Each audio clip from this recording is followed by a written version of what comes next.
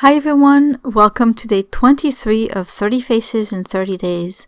Today I wanted to do something a bit different, even though I didn't quite use the right paper for it. I used my Prismacolor Premier colored pencils to do the face. And the reason why I said I didn't use the right paper for it is because the paper I use is really smooth and it doesn't have much of a tooth. But I did want to use some tone paper, so I just went for it anyway. And I wanted to make it quick and loose enough. Just add a few colors here and there to define the face, but really keep the paper as the base of the skin tone. I kind of got carried away and added a bit more than I wanted to. But it's to be expected when I have a bunch of colored pencils in front of me. And then for the hair, I had planned something fun and different. I just wanted to use some ink and do a wash with the ink. I didn't want to just paint the hair. I just wanted to wet the paper and let the ink do its thing.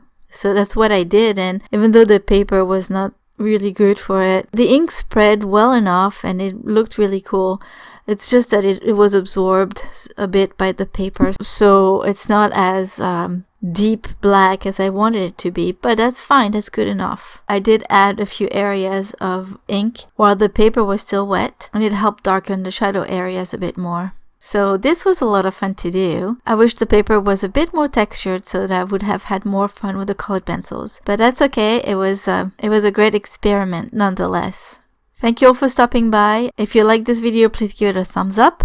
And if you're new here, please consider subscribing to this channel. I'll see you tomorrow with day 24. Have a wonderful day, everyone. Bye-bye.